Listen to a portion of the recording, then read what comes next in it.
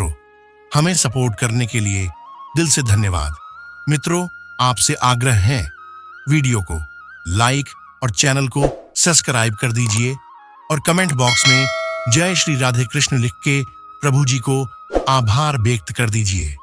मित्रों, एक बार की बात है, अर्जुन श्री कृष्ण से कहते हैं, मैं इतना कुछ करता हूं और इतना दान करता हूं, फिर भी दानवीर कर्ण क्यों बोला जाता है? इस ब्रह्मांड में सबसे बड़ा दानवीर जो कर्ण है, और मुझे क्यों नहीं बोला जाता? अब कृष्ण इस बात पे मुस्कुरा जाते हैं। श्री कृष्ण अर्जुन को बोलते हैं, चलो मेरे साथ। वो अर्जुन को दूर एक जगह पर लेकर जाते हैं जहां पर एक बहुत बड़ा पहाड़ होता है, और श्री कृष्ण जैसे ही वो पहाड़ को छूते हैं, पहाड़ पूरे का पूरा सोने का बन जाता है, और वो अर्जुन को बोलते हैं कि ये पहाड़ मैं तुम्हें देता हूं और इस सोने को तुम लोगों के बीच बांट दो। अब अर्जुन वहां खड्डे हो जाते हैं और आसपास के गांवों में घोषणा कर देते हैं कि मैं अर्जुन सोना बांटने वाला हूं और आप सबकी जरूरतें पूरी हो जाएंगी और आप आए और सोना लेकर जाए। अब अर्जुन रोज सुबह से शाम तक सोना बांटने लग जाते हैं। अर्जुन रोज सोना बांट रहे होते हैं और लगातार सोना बांट रहे होते हैं, तो अर्जुन थक जाते हैं और थक जाने के बाद अर्जुन बोलते हैं, मैं इतना सोना दे रहा हूं। अब जिस व्यक्ति की जितनी जरूरत होती है वह उतना सोना लेकर जाता है। फिर भी एक व्यक्ति बोलता है, मेरे घर में शादी है। तब अर्जुन बोलते हैं, तुम ज्यादा सोना लेकर जाओ। कोई व्यक्ति बोलता है, मेरे घर में मेरी माँ बीमार है। तब अर्जुन उन्हें भी ज्यादा सोना दे देते हैं। अब अर्जुन लोगों को सोना देते ही जा रहे, पर लोगों की सोना लेने के लिए लाइन खत्म ही नहीं हो रही है और लोग दूर दूर से सोना लेने के लिए आने लग जाते हैं। अब अर्जुन पूरी तरह थक जाते हैं और श्री कृष्ण को बोलते हैं कि मैं लोगों को सोना देते जा रहा हूं और लोग तो समाप्त ही नहीं हो रहे हैं। तभी श्री कृष्ण अब कर्ण को बुलाते हैं और कर्ण को बोलते, ये सोने का पहाड़ मैं तुम्हें देता हूं, इसे लोगों के बीच में बांट दो। और कर्ण कहते हैं, ठीक है, आप जैसा कहे। अब कर्ण वहां खड़े हो जाते हैं। कर्ण घोषणा करते हैं, ये जो सोने का पहाड़ दे, ये मैं आप सबको दान देता हूं। अब ये बोल के कर्ण वहां से चले जाते हैं। अब कर्ण के जाने के बाद श्री कृष्ण बोलते हैं, अर्जुन से जब तुम सोना दे रहे थे, और तुम कौन होते हो ये ठहराने वाले कि किसे कितना सोना देना है? और तुम जब सोना दे रहे थे तब तुम खुद की तारीफ सुनने के लिए दे रहे थे, जबकि ये सोना तुम्हारा था ही नहीं। जब कर्ण आया और उन्होंने सिर्फ लोगों में घोषणा कर दी, सब सोना ले लो, ये फर्क है तुम में और कर्ण में, और इसीलिए कर्ण को दानवीर कहा जाता है। श्री कृष्ण की कथाएं और उनकी सीख बड़ी सफलता चाहते हैं तो योजना बनाए बिना काम की शुरुआत न करें।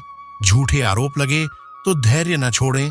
मुस्कुराहट के साथ दिन की शुरुआत करें, यह आपके दिन को खुशहाल बनाएगा। शिक्षा की जड़ें कड़वी होती हैं, लेकिन फल मीठा होता है।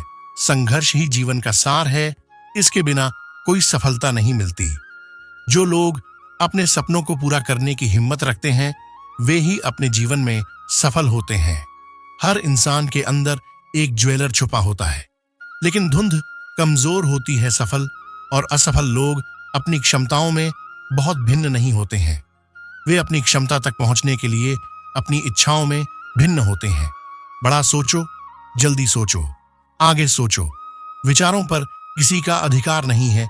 आपके विचार आपकी वास्तविकता को आकार देते हैं, इसलिए उन्हें जुड़े रखें। जीवन में सफलता के लिए संकल्प और समर्पण दोनों की आवश्यकता होती है।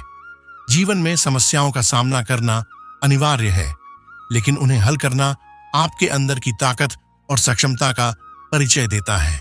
आपका सफलता आपकी सोच पर निर्भर करता है। अवसरों की मांग हमें नहीं, हम अवसरों को मांगेंगे।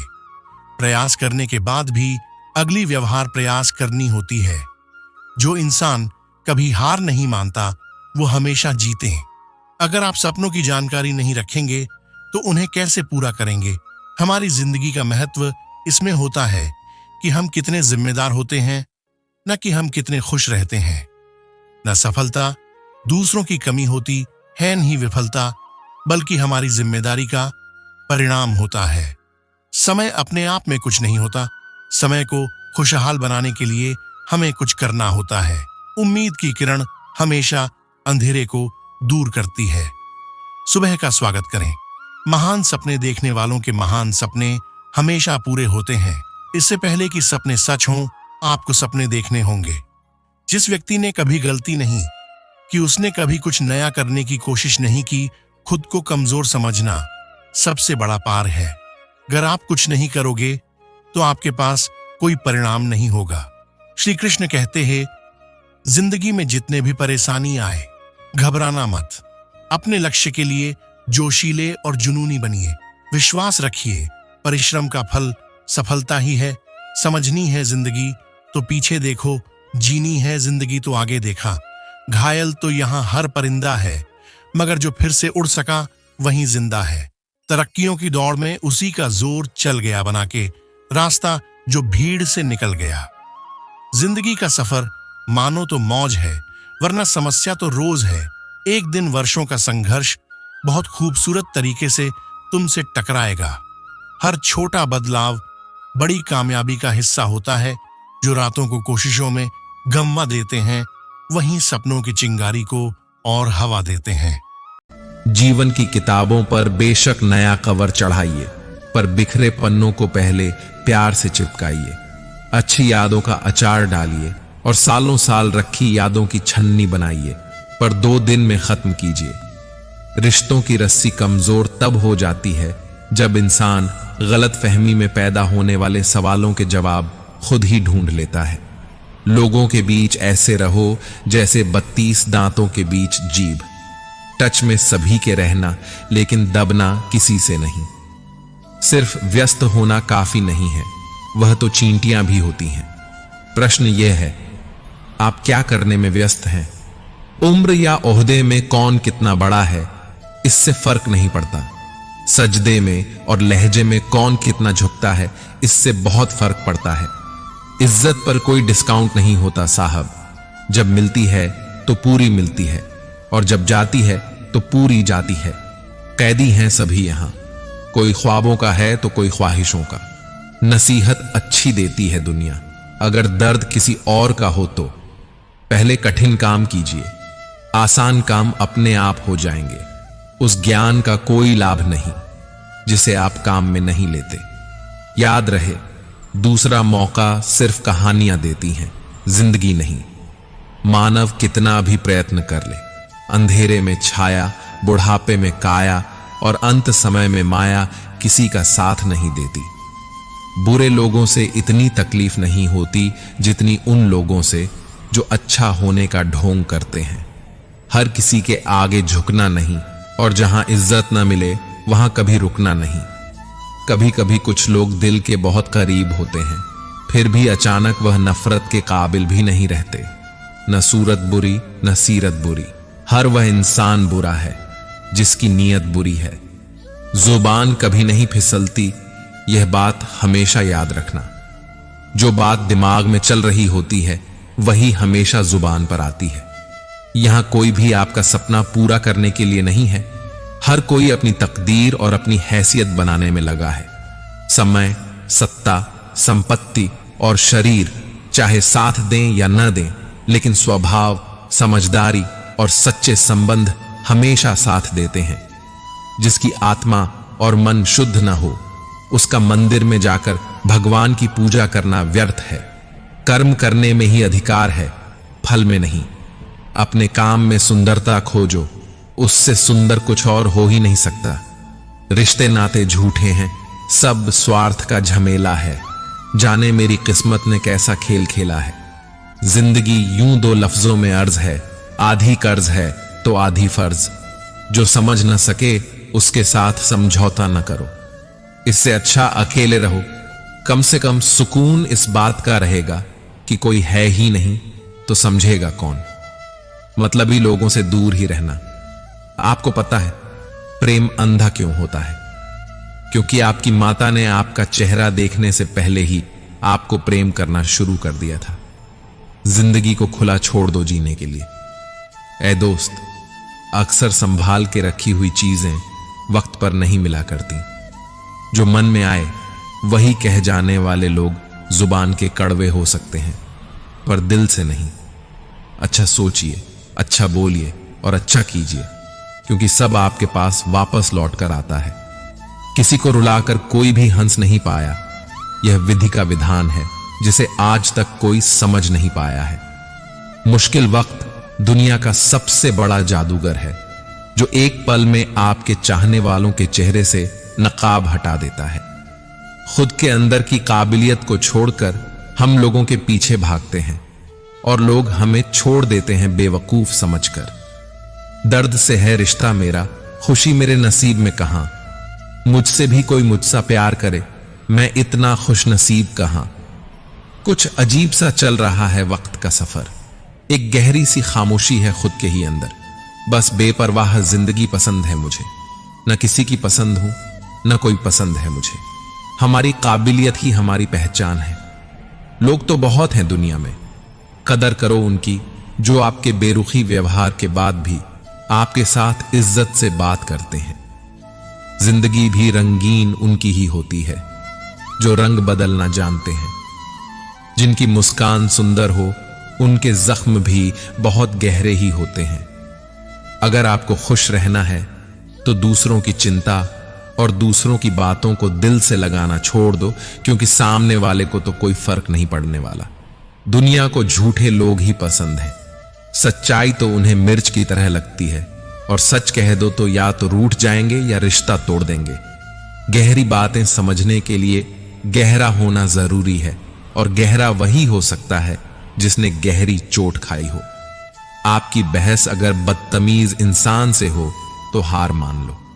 उसके सामने कुछ जवाब मत दो, क्योंकि आपकी आवाज कितनी भी दमदार क्यों ना हो, आप कुत्ते से अच्छा भौंक नहीं सकते। जो लोग दिल से बात न करें, उनसे कभी दिल की बात न करें।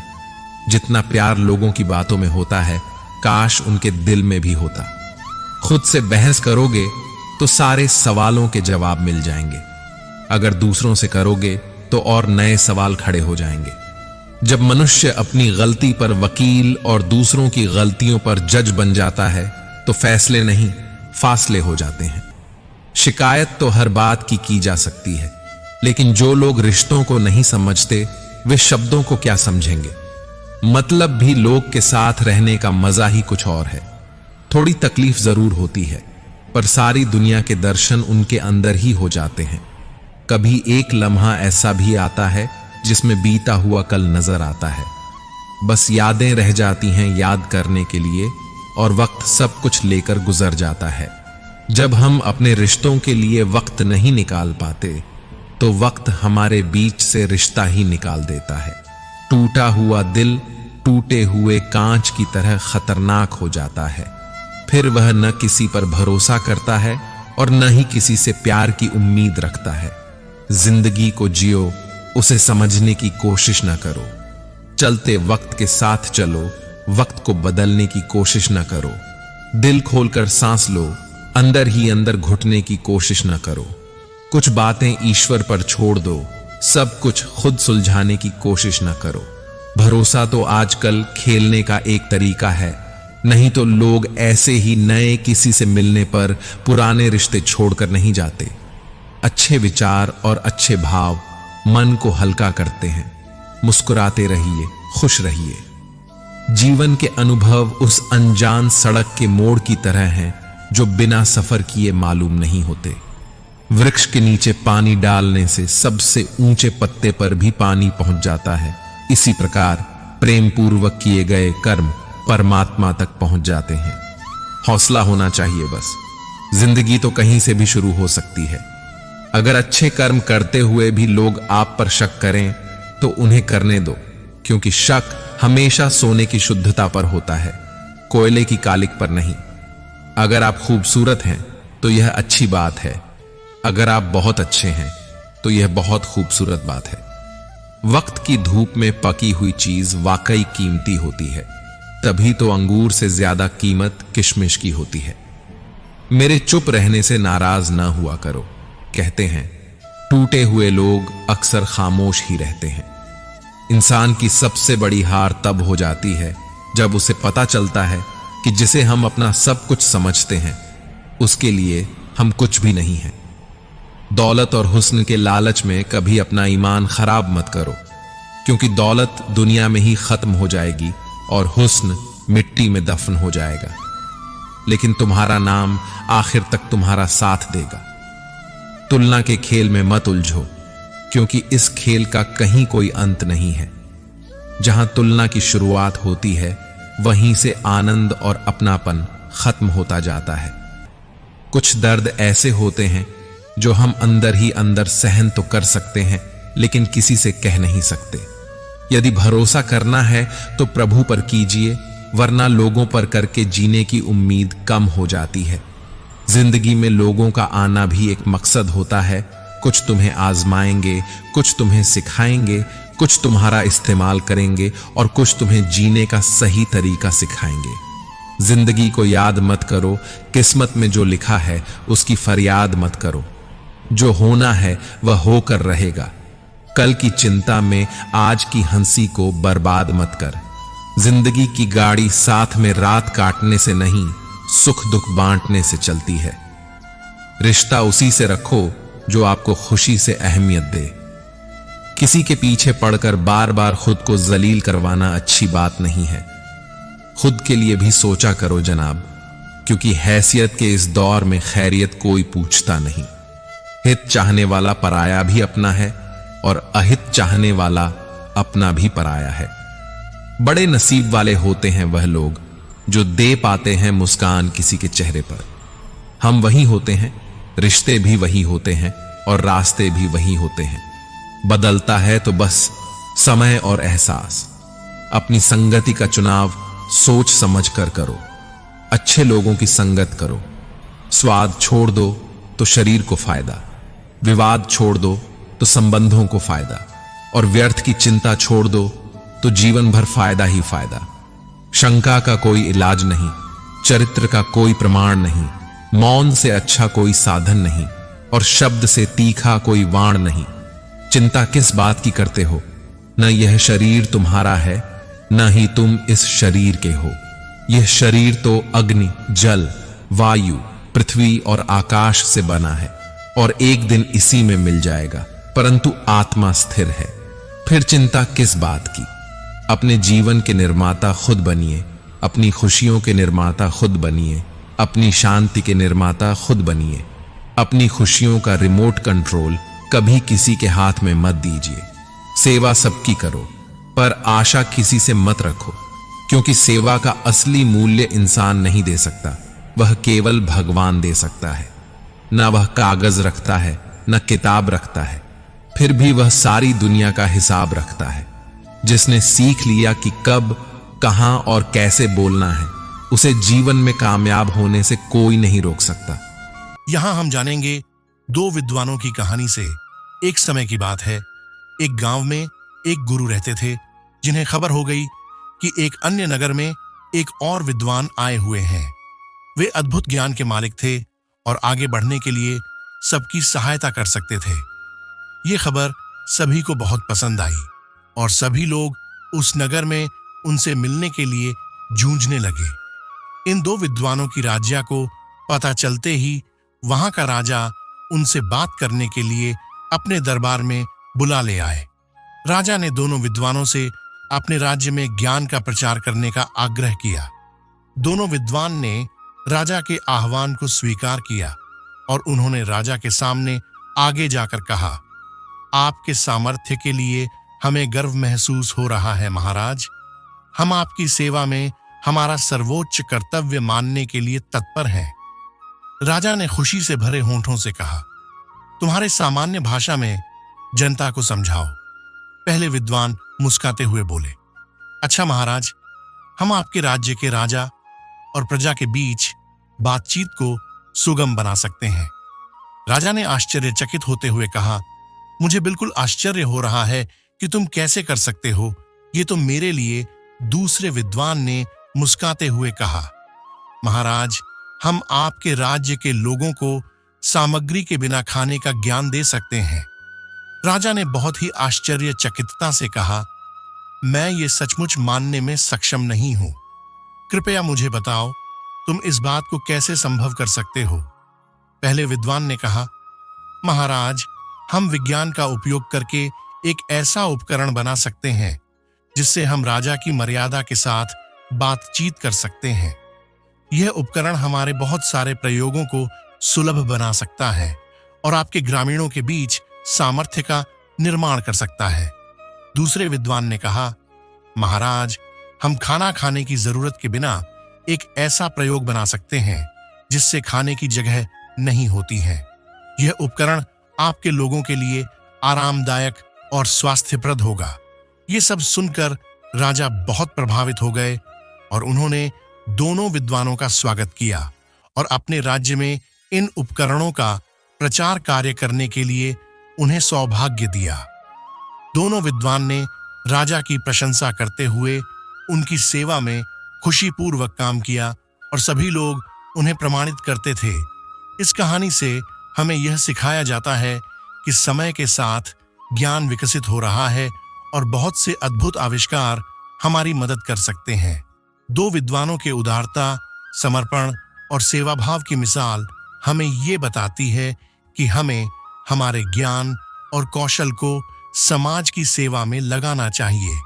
मित्रों, आशा करता हूं इस वीडियो से बहुत कुछ सीखे होंगे। मिलते ही नेक्स्ट वीडियो में। हमारे साथ वीडियो में बने रहने के लिए धन्यवाद।